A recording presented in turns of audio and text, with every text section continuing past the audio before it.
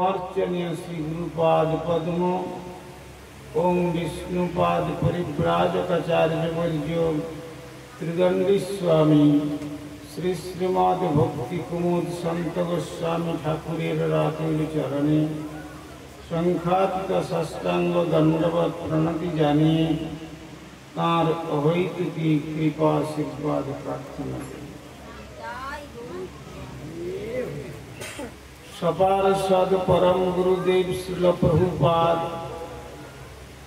भक्ति सिद्धांत सरस्वती गोस्वामी ठाकुरेर श्रीचरण कमले अनुरूप दंडवत प्रणति जानिए कृपा प्रार्थना अभिमुखे श्रवण मंचे उपस्थित श्रद्धेय वैष्णववृंद भगवत कथा श्रवण पिपासु सुधी सज्जन वृंदो ओ मातृमंडली सकल के प्रारंभे जनाई आमार हार्दिक सादर यथायोग्य वैष्णव अभिनंदन।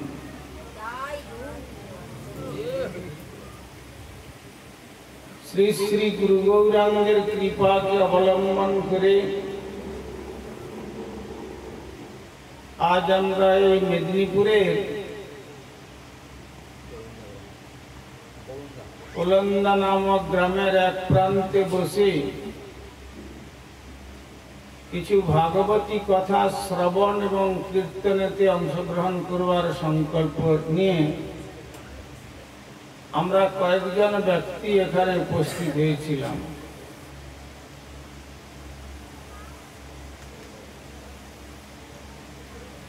আমি বিগত করল চকগাড়ুপোতা অঞ্চলে আস্বাদন করেছিলাম। শ্রী উপনিষদে বলেছেন শ্রবণাপি বহুবীর্জন লভ্য শৃণুমন্ত অপি বহব জগ্ন বিদু আশ্চর্যস্য বক্তা কুশলস্য লব্ধা आश्चर्य ज्ञाता कुशलानुशिष्ट। श्रवण करते अनेके एसे बसबे किन्तु श्रवण करेও तारा श्रवणीय वस्तु आस्वादन करते पारबे ना। बहुबीर्य न लभ्य शृण्वन्त अपि बहव जग्न विदु। श्रवण करे तारा सेटा जानबार प्रयास करबे ना, केनना এই भागवत कथार बक्ता अत्यंत बिरल और यदिও बक्ता कोनो क्रमे मिले एर श्रोता पावा अत्यंत बिरल। श्रोता जगते अत्यंत बिरल। देखुन श्रीमद् भागवत प्रारंभे जिनी सप्तद्वीपा मेदिनीर अधीश्वर महाराज परीक्षित तिनी अभिशप्त जीवन लाभ करेছেন। যখন মা উত্তরার গর্ভে ছিলেন তখন অশ্বত্থামা অপাণ্ডব মেদিনী অর্থাৎ পাণ্ডব শূন্য ধরণী করবার জন্য সেই উত্তরার গর্ভকে লক্ষ্য করে ব্রহ্মাস্ত্র নিক্ষেপ করেছিলেন। যে ব্রহ্মাস্ত্র লক্ষ্য ভেদ না করে ফিরে আসে না, ওটা অব্যর্থ। কিন্তু সেখানে श्री भगवान যখন দেখলেন যে এই দুরাবস্থা তখন সেই উত্তরার গর্ভে ভগবান প্রবেশ করে তার সুদর্শন চক্র দিয়ে সেই গর্ভের সন্তানটিকে সংরক্ষণ করেছিলেন। এই জন্য তিনি জন্মগ্রহণ করবার পর যাকেই দেখতেন তাকে পরীক্ষা করতেন যে গর্ভে দৃষ্ট মনুধ্যায়ন, যাকে আমি গর্ভে মায়ের গর্ভে দেখেছিলাম, ইনি কি তিনি? সেই জন্য তার নাম হয়েছিল পরীক্ষিত। তো সেই পরীক্ষিত মহারাজ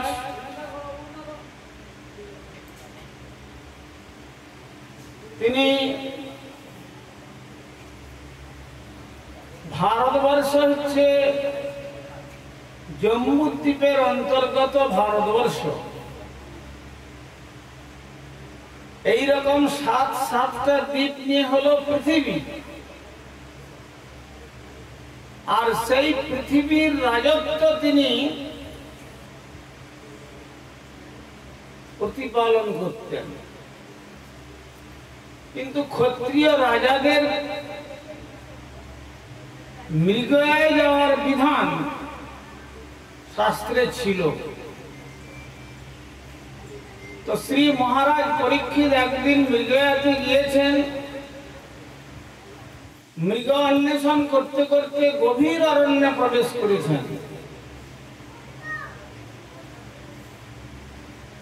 গভীর অরণ্যে প্রবেশ করে মৃগ অন্বেষণ করতে করতে যখন কোথাও মৃগের সন্ধান পেলেন না, সূর্য নারায়ণ অস্তাচলে যেতে যাচ্ছেন,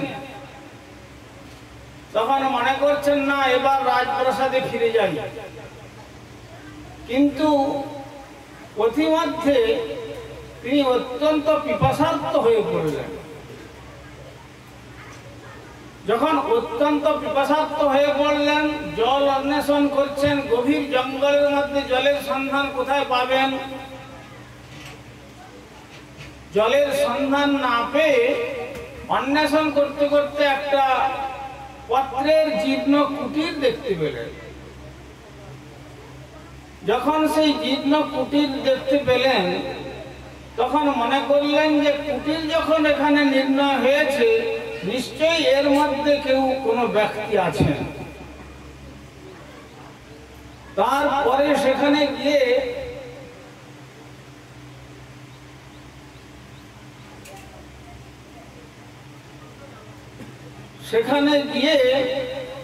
দেখলেন যে একজন ঋষি, তিনি পদ্মাসন করে বসে নয়ন মুদ্রিত করে ধ্যানমগ্ন অবস্থায় অবস্থান করছেন। অমনি জলদ গম্ভীর স্বরে ঘোষণা করলেন, মহারাজ, হে ঋষিবর, কে আপনি এই কুটিরের মধ্যে অবস্থান করছেন? আমি আপনাদের দেশের রাজা, পিপাসার্ত। আপনি আমাকে এক গ্লাস জল দান করুন। একবার, দুবার, তিনবার উচ্চারণ করলেন, কিন্তু তার ধ্যান ভঙ্গ হলো না। তখন রাজার অভিমান হলো যে আমি এই রাজ্যের রাজা হয়েও কি প্রজাদের কাছে এক গ্লাস জল আকাঙ্ক্ষা করতে পারি না? এই অভিমান করে তিনি কি করলেন, ফিরে যাচ্ছেন। যাওয়ার সময় দেখলেন একটা রাস্তায় মৃত বিষধর সর্প পড়ে আছে। তখন সেই সর্পটাকে তিনি ধনুকের জ্যা দিয়ে তুলে ওই ঋষির গলায় মালার মতো পরিয়ে দিলেন। আর এদিকে ঋষি সন্তানগণ এই দৃশ্য দেখলেন। দেখে তার পুত্র যে শৃঙ্গী, তিনি সরোবরে জল আনতে গিয়েছিলেন কলসিতে করে। তিনি যখন জল নিয়ে আসছেন, তখন ঋষি বালকগণ বলছেন, শোনো শৃঙ্গী, তুমি তো জল নিয়ে যাচ্ছ তোমার পিতার জন্য, তিনি অভিষেক কার্য সম্পাদন করবেন। কিন্তু জানো কি ঘটনা ঘটেছে এর মধ্যে? কি ঘটেছে না, একজন রাজা এসে তোমার বাবার গলায় বিষধর সর্পকে মালার মতো গলায় জড়িয়ে দিয়ে গেছেন। কেন? আমার পিতার দোষ কি ছিল? না, তিনি জল চেয়েছিলেন, কিন্তু তোমার পিতা তার বিনিময়ে কোনো উত্তর দেননি। তাদের কাছে এই কথা শুনে এসে তিনি কুটিরের বাইরে দাঁড়িয়ে দেখলেন সত্যই মৃত সর্প গলায় জড়ানো আছে। যে জল আনছিলেন কলসিতে করে, সেই কলসি থেকে জল নিয়ে অঞ্জলিতে নিয়ে মন্ত্রপুত করে আর ধরাবক্ষে নিক্ষেপ করে বললেন যে রাজা হোক, প্রজা হোক, ধার্মিক হোক, অধার্মিক হোক, ব্রাহ্মণ হোক, ক্ষত্রিয় হোক, চণ্ডাল হোক, যেই হোক না কেন, যে আমার পিতার গলায় এই বিষধর সর্প জড়িয়ে দিয়ে গেছে, 7 দিনের মধ্যে তক্ষক দংশনে তার মৃত্যু হবে। অভিশাপ, যেই অভিশাপ প্রদান করলেন অমনি যেন পৃথিবী নড়ে উঠল। আর তখন ঋষির ধ্যান ভঙ্গ হল। ঋষির ধ্যান ভঙ্গ হলো আর তার গলা দেশে দেখতে পেলেন যে হ্যাঁ সত্যই একটা সর্প, মৃত সর্প জড়ানো রয়েছে। তখন তার পুত্র শৃঙ্গী বললেন, পিতৃদেব, যে দুর্ভাগা অপদার্থ ব্যক্তি এই প্রকার মলিন কর্ম করতে পারে, সাধুর সাধুচিত মর্যাদা প্রদান করতে জানে না, সাধুকে তার রাজ্যের প্রজা চাকর বলে মনে করে, সেই মহাপাপীয় শ্রী রাজাকে আমি অভিশাপ প্রদান করেছি, আজ থেকে 7 দিনের মধ্যে তক্ষক সর্প দংশন করলে তার মৃত্যু অবধারিত। শুনে শ্রমিক ঋষি বললেন, হায় হায়, আমরা এমন মহান রাজার রাজ্যেতে ভাগবত আরাধনার সুযোগ পেয়েছিলাম, কি সৌভাগ্য! এমন মহান রাজাকে 7 দিনের পর আমাদের হারাতে হবে। কিন্তু ঋষির অভিশাপ, সেটা তো ব্যর্থ হবে না। তখন তিনি ঋষিপুত্রদের দিয়ে বললেন, তোমরা যাও, গিয়ে রাজাকে সংবাদ দিয়ে এসো যে আপনার পরমায়ু আর মাত্র 7টি দিন রয়েছে, 7 দিন পরে তক্ষক দংশনে তার দ্বারা আপনার মৃত্যু হবে। এই সংবাদ শ্রবণ করে যখন ঋষিপুত্রগণ ফিরে এলেন, তখন মহারাজ কি ভাবলেন? মহারাজ ভাবলেন, দেখুন, মৃত্যু সর্বশ সময় আমাদের আনাচে কানাচে ঘুরে বেড়াচ্ছে, কাকে কখন কার কেশাকর্ষণ করে টেনে নিয়ে চলে যাবে সে কথা কেউ জানতে পারে না। কিন্তু আমার সৌভাগ্য যে আজ থেকে 7 দিন পর্যন্ত আমি নিশ্চিত বেঁচে থাকবো, আমার 7 দিনের পরে মৃত্যু হবে। সুতরাং এটা আমার প্রতি ঋষির অভিশাপ নয়, এটা আমার প্রতি অভিশাপ রূপী আশীর্বাদ বর্ষিত হয়েছে। তখন তার পুত্রকে জন্মেজয়কে রাজ্যের ভার অর্পণ করে তিনি প্রায়োপবেশন করবেন। উত্তরপ্রদেশের শিকরতল নামক স্থানে বিষ্ণুপাদার্ঘ সম্ভূতা গঙ্গার নির্ঝরণী ঝরছে। সেই পতিত পাবনী গঙ্গার তটে সেখানে তিনি সংকল্প করলেন যে সামান্য জলের জন্য রাজ অভিমানে আমি ঋষিকে ঋষিয়োচিত মর্যাদা প্রদান করতে পারি নাই, তার ফলশ্রুতি আমি লাভ করতে পেরেছি। তো এখন যে জলের বিনিময়ে আমি সর্প দিয়েছিলাম তার গলায়, আমি আজ থেকে সংকল্প করলাম মৃত্যুর পূর্ব মুহূর্ত পর্যন্ত 1 বিন্দু জল পর্যন্ত গ্রহণ করব না। কঠোর সংকল্প নিয়ে অনুতাপ দগ্ধ হৃদয়ে তিনি সেখানে গিয়ে পৌঁছলেন। আর যখন পৌঁছলেন তার পশ্চাৎ কত ব্রহ্মর্ষি, কত দেবর্ষি, কত রাজর্ষি, কত মহর্ষি এমনকি ব্যাস, পরাশর, অত্রি, বশিষ্ঠ, চ্যবন, ভৃগু, অঙ্গিরা, শরদ্বান, অরিষ্ট, নেমি, বিশ্বামিত্র আদি মহা ঋষিগণ,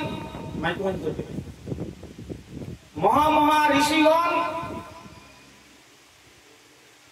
যাদের দর্শনেতে পবিত্র হয়ে যায়, আর যদি কারো মৃত্যুকালে কোন একজন মহাত্মার দর্শন হয়, পুরাণে বর্ণন করছেন সেই মহাত্মা দর্শনের ফল তাকে গৌর গোবিন্দের পাদ পদ্ম লাভের জন্য অগ্রগতির পথে কিছুটা পরিচালিত করে। কিন্তু আজ আমার কি সৌভাগ্য যে আমার মৃত্যুর 7 দিন পরেও পূর্বেও 84,000 ঋষিমুনি আজ এখানে একত্রিত হয়েছেন। কি কথা বলছেন, বারবার হয়েছে।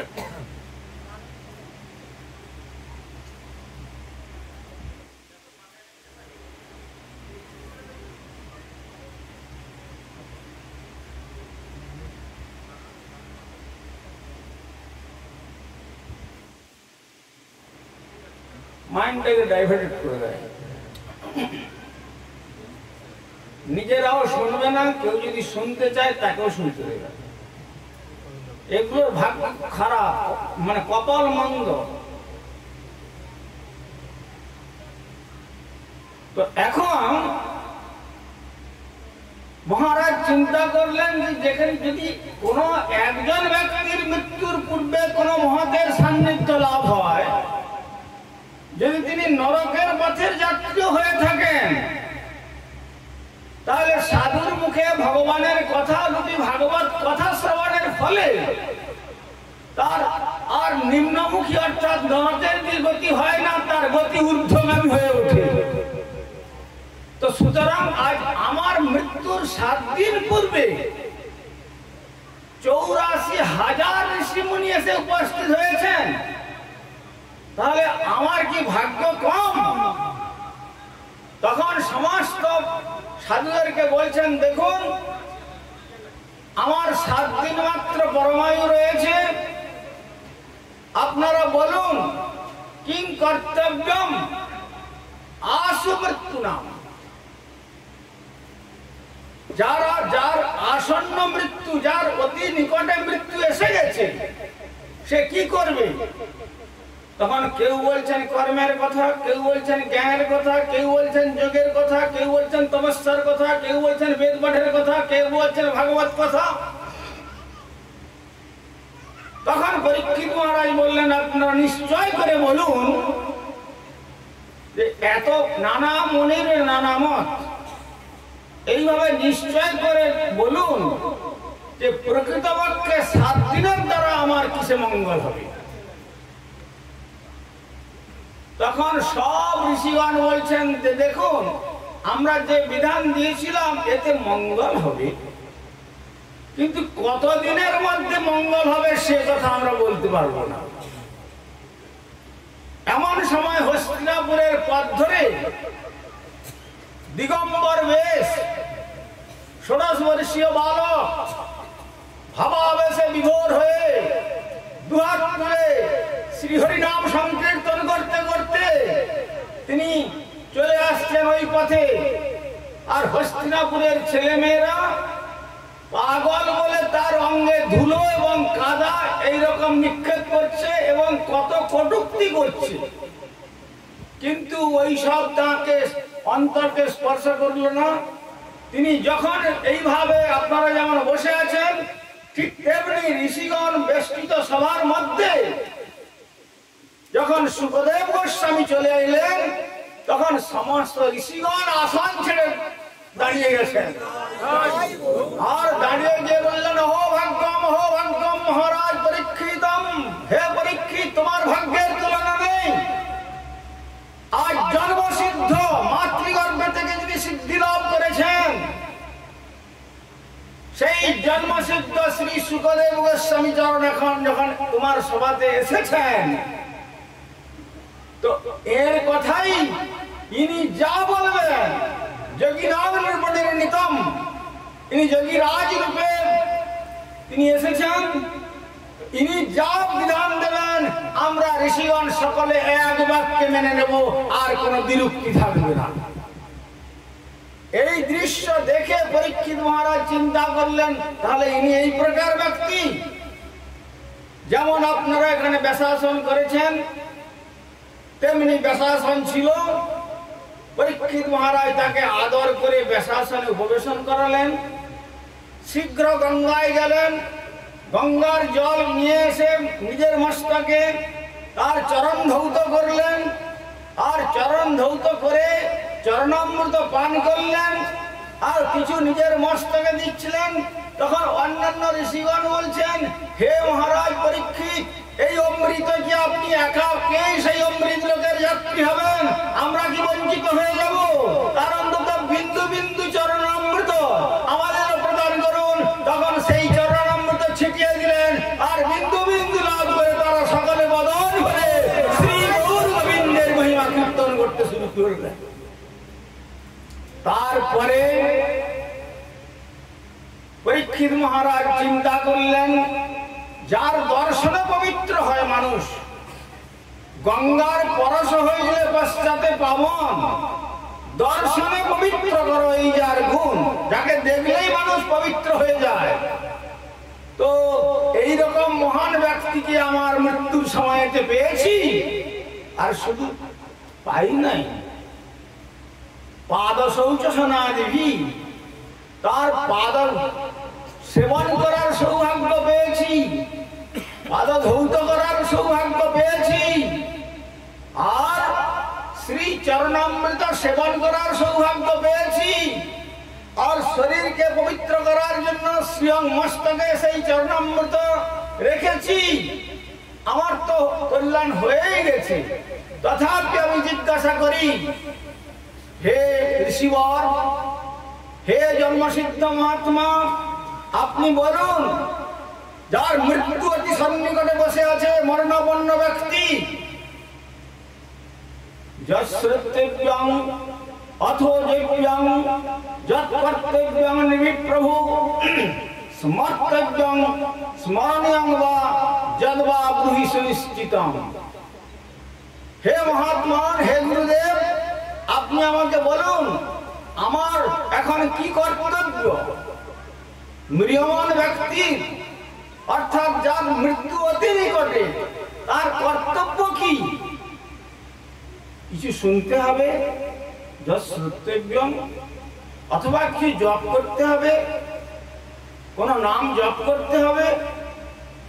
যৎ কর্তব্যং, কি কর্তব্য করতে হবে, আর কি অকর্তব্য থেকে তাকে বঞ্চিত থাকতে হবে। স্মর্তব্যং, কার স্মরণ করতে হবে, ভজনীয়ং বা, অথবা কার ভজন করতে হবে।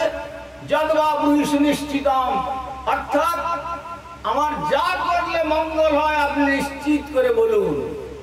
এই কথা শ্রবণ করে পরীক্ষিত সুখদেব গোস্বামী চরণ মহারাজ পরীক্ষিতকে বলছেন, দেখো, তোমার যে 7 দিন পরমেও তোমার একার নয়, এই মর্ত্য জগতের যারাই জন্মগ্রহণ করেছে তারা 7 দিনই বাঁচবে। 7 দিনের মধ্যে কোনো একদিন নয় কোনোদিন কারো মৃত্যু হবে, কিন্তু সেই 7 দিন কোন দিন তারা জানে না, আর তুমি জানতে পেরেছ আজ থেকে 7 দিন। সুতরাং মৃত্যু সকলের অসম্ভবই, কিন্তু যদি মৃত্যুকে অতিক্রম করতে হয়, বরিয়ান এসবে পার্থ বরিয়ান এসবে প্রশ্ন লোক হৃদয় নৃপ আত্মবিদ সম্মত পুংসাং শ্রোতব্যাদি সুযোগ করহ।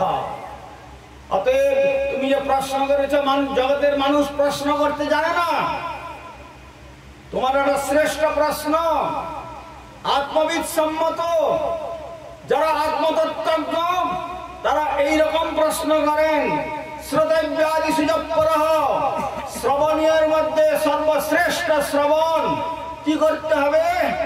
হে পরীক্ষিত মহারাজ, তোমার যখন আসন্ন মৃত্যু নিকটে দেখতে পাচ্ছ, এই বাকিটুকু সময় তুমি ভাগবত কথা রূপী অমৃত শ্রবণ করো। ভাগবত কথা শ্রবণ করে তখন আর তক্ষকের বিষ তোমাকে বিষক্রিয়া করতে পারবে না। অমৃতময় রাজ্য স্বরূপ শ্রী গৌর গোবিন্দ গোবিন্দের পার্বত্য গোলক বৃন্দাবনে পৌঁছে দেবে। গায়ক বিষ্ণু গাথা। তখন হাত জড়ো করে গলবস্ত্র গাঞ্জির হয়ে বলছেন, তাহলে আপনি সেই শ্রীমদ ভাগবত কথা আমার জন্য পরিবেশন করুন। এই বলে শ্রীমদ ভাগবত কথা একের পর এক পরিবেশন করে চলেছেন। সময় শেষ, কেননা বারবার ওয়ার্নিং আসছে। সুতরাং আপনারা কি সময় বাড়াতে চান না সমাপ্ত করতে চান? আর কি শুনবেন না? ওখানে যে রান্না হয়েছে, রান্নার আকর্ষণ করবে না তো? বলুন সকলে, শ্রী শ্রী নিতাই গৌর প্রেমানন্দে হরি হরি বল। তখন শ্রী শুকদেব গোস্বামী চরণ ভাগবত পরিবেশন করে চলেছেন। ভাগবত হচ্ছে শ্রী ভগবান ব্রজেন্দ্রনন্দন শ্রীকৃষ্ণের দ্বাদশটি অঙ্গ নিয়ে হচ্ছে দ্বাদশ স্কন্ধ শ্রীমদ ভাগবতম। তার মধ্যে দশম স্কন্ধটা হলো শ্রী ভগবানের প্রসন্ন মুখার বিন্দম, ভগবানের প্রসন্ন মুখশ্রী, সেটি হলো দশম স্কন্ধ। যখন সেই দশম স্কন্ধ পর্যন্ত চলে গেছে, তখন 5 দিন অলরেডি অতিক্রম হয়ে গেছে। তখন পরীক্ষিত মহারাজকে বলছেন বক্তা, এখানে তো উল্টো হচ্ছে, বারবার রিমাইন্ডার আসছে, দেখুন 12টার মধ্যে বন্ধ করে দেন, সকালে প্রসাদ পাওয়ার জন্য অস্থির হচ্ছে। কিন্তু সেখানে উল্টো হচ্ছে। কি উল্টো হলো? সেখানে বক্তাকে বলতে হচ্ছে, মহারাজ পরীক্ষিত, আজ 5 দিন 5 রাত অতিক্রান্ত হয়ে গেল, কিন্তু তুমি তো কোনো আহার্য গ্রহণ করো নাই। অতএব তুমি কিছু আহার্য গ্রহণ করে আবার এসো, আমার এই ভাগবত কথারূপী অমৃত শ্রবণ করে তুমি শ্রী অমৃত লোকের যাত্রী হয়ে পরমানন্দে বিরাজমান করতে পারবে। তখন বলছেন মহারাজ পরীক্ষিত, শ্রোতা বলছেন, নৈষাতি দুঃসক্ষুন্মাং তত্ত্বতম বিনবাদতে পিবন্তম তন্মুখাম্বোজম চ্যুতম হরিকথামৃতম। আজ থেকে 5 দিন পূর্বে যে সামান্য পিপাসার্ত হয়ে রাজগর্বে গর্বিত হয়ে ঋষিকে ঋষিচিত মর্যাদা প্রদান করতে পারি নাই, সেই রাজ অভিমানে আমি তার গলায় মৃতসর্প দেওয়ার জন্য আমার এই দশা প্রাপ্ত হয়েছে।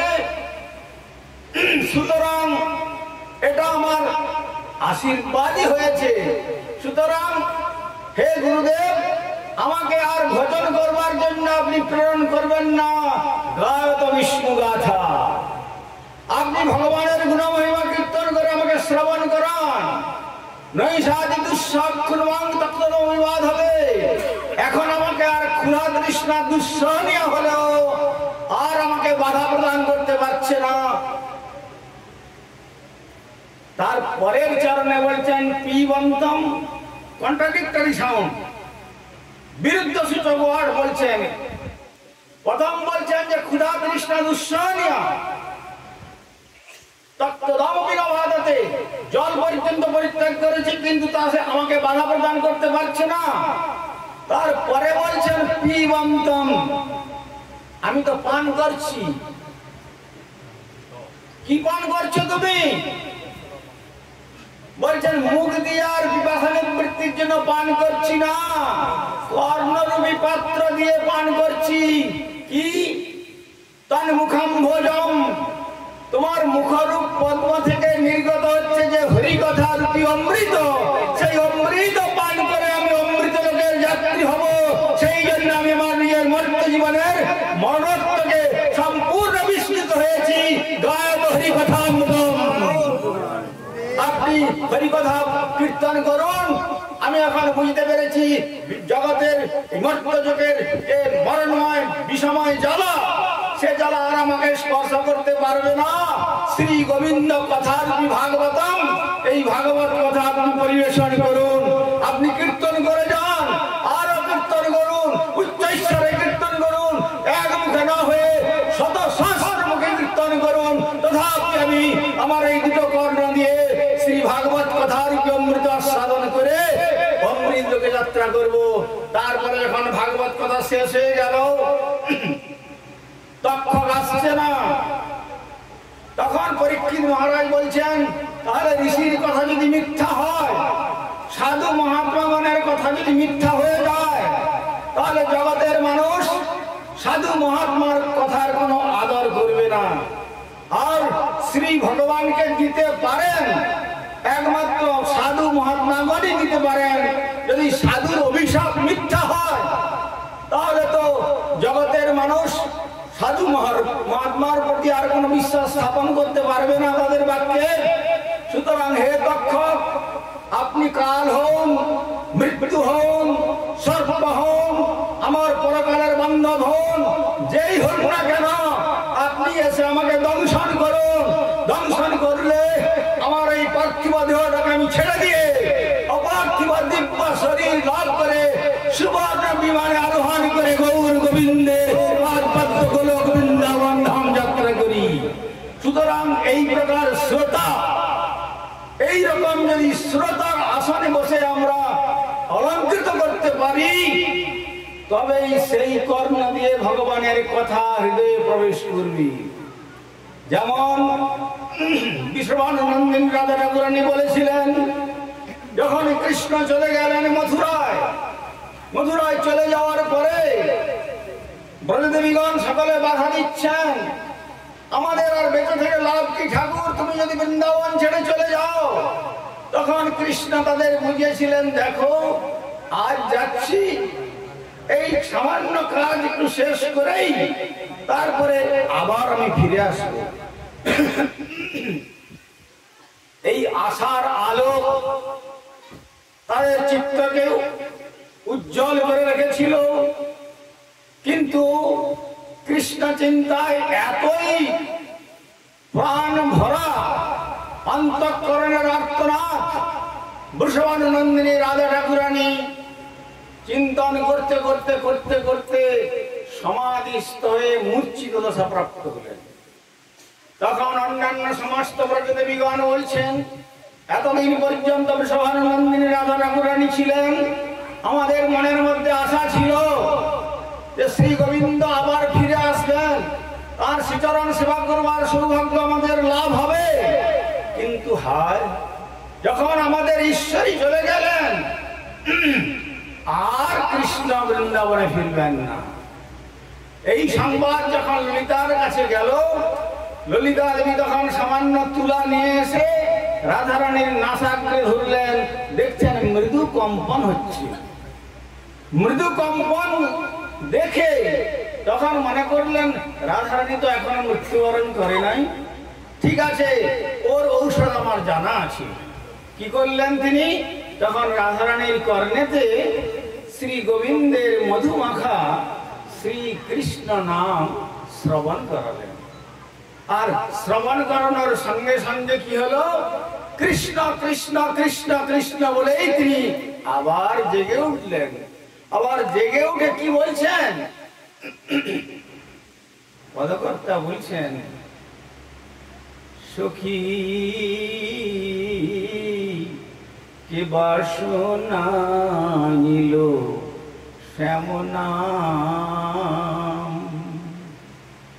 আমায় কে বাসনা নিল শ্যামনাম। কেন? শুনে তোমার কোনো ক্ষতি হয়েছে? আমার কানের ভিতর দিয়া মরমে পশিল গো, আকুল করিল মন প্রাণ, আকুল করিল মন প্রাণ। সখী কি বাসনা নিল শ্যামনাম। না জানি কতেক মধু শ্যাম নামে আছে গো, পরাণ ছাড়িতে নাহি পারে, জপিতে জপিতে নাম পাগল করিল গো, কেমনে বা পাশরিব তারে সখী গো, কেমনে বা পাশরিব তারে। আমার কানের ভিতর দিয়ে মরমে প্রবেশ করেছে, যেন হৃদয় মন্দিরে আসন করে আর শ্রী গোবিন্দ যেন নিজে অবস্থান করছেন। আর যখন যদি আমি চোখ বন্ধ করে থাকি তখন অন্তরে শ্রী গোবিন্দকে দর্শন করতে পাই, আর যখন নেত্র উন্মিলন করি তখন বাইরেতেও দেখতে পাই কৃষ্ণময়ী, কৃষ্ণ যার অন্তরে বাইরে যাহা যাহা নেত্র পড়ে তাহা কৃষ্ণ স্ফুরে। অতএব তোমার নাম শ্রবণ করে এখন নাম আমাকে পাগলিনী করে দিয়েছে। দৃষ্টি ফিরিয়ে তাকালেও সেখানেও কৃষ্ণকে দেখতে পাই, আবার চোখ বন্ধ করলেও শ্রীকৃষ্ণকে দেখতে পাই। যখন যমুনার ঘাটে জল আনতে যাই তখন পশ্চাতে দেখি পিছন দিকে তাকালে সেখানে কৃষ্ণ, সামনের দিকে তাকালে সেখানেও কৃষ্ণ, আবার বাম দিকে তাকালেও সেখানেও কৃষ্ণ, ডান দিকে তাকালেও সেখানেও কৃষ্ণ, ঊর্ধ্বমুখে তাকালেও দেখি গাছের ডালে বসে বংশী বাদন করছেন কৃষ্ণ। আর চোখ বন্ধ করে মনে করলাম তাহলে যমুনার জলে কলসিটা ডুবিয়ে নিয়ে চলে যায়। আর যমুনার জল যখন কলসিতে ভরতে গেলাম দেখলাম আমার কলসির মধ্যে শ্রী গোবিন্দ প্রবেশ করে বসে আছে। সুতরাং কৃষ্ণ কথা শ্রবণের এই ফল। শ্রীমদ্ ভাগবতে কথা আছে, ভাগবতের মাহাত্ম্যে যখন ধুন্ধুকারী ভাগবত শ্রবণ করলেন, ভাগবত শ্রবণ করবার ফল গোলক বৃন্দাবন থেকে সুবর্ণ বিমান নেমে এসেছিল। তারপরে যমদূতগণের সঙ্গে বিষ্ণুদূতগণের বিবাদ হলো, বিবাদে যমদূতগণ হেরে গেলেন। আর সমস্ত সংবাদ ওই অবস্থাতে অজামিল শুনতে পেলেন। শুনতে পাওয়ার পর তারপরে তিনি যখন বিষ্ণুদূতগণ ফিরে গেলেন আবার তিনি সেই শ্রীমদ্ ভাগবত আস্বাদন করেছিলেন হরিদ্বারে গিয়ে 2 বছর ধরে। আর অন্তিম লগ্নে সুবর্ণ বিমান নেমে আসলো, বিষ্ণুদূত 4 জন, আর তারা এসে বললেন হে অজামিল এবার তোমার সমস্ত পাপ পাপি জবিদ্যা ধুয়ে মুছে নির্মল হয়ে গেছে এই ভাগবত আস্বাদনের মাধ্যমে। তার জন্য শ্রী ভগবান এই সুবর্ণ বিমান প্রেরণ করেছেন, এটা তুমি আরোহণ করো আর মুহূর্তের মধ্যে আমরা তোমাকে সেই গৌর গোবিন্দের পাদপদ্মগুলো বৃন্দাবনে পৌঁছে।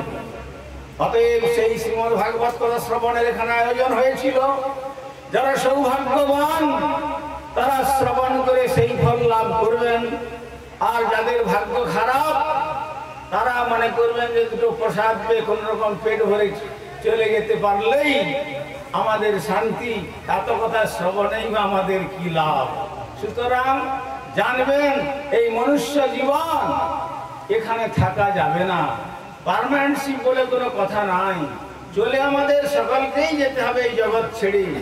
আজীবা শতেক বর্ষে অবশ্য মরণ, নিশ্চিন্ত না থেকো ভাই, যত শীঘ্র পারো ভজ শ্রী গোবিন্দ চরণ। জীবনের কোনো ঠিক নাই, অতএব জীবনের যখন কোনো ঠিক নাই, যত শীঘ্র যাবৎ দেহে আছে প্রাণ, ইন্দ্রিয় আছে শক্তি, তাবৎ করো কৃষ্ণ পাদ পদ্মে ভক্তি। এ দেহ ছাড়িয়া যাবে যাবিরে সংসার, কোথা রবে তোমার এই সাধের পুত্র পরিবার। নয়ন মুদিলে সবই অন্ধকার, তাই রাখা রতিমতি ওরাঙ্গা চরণে, হেলায় রতন হারায় ওনামন, কেবল হরি হরি বল বদনে।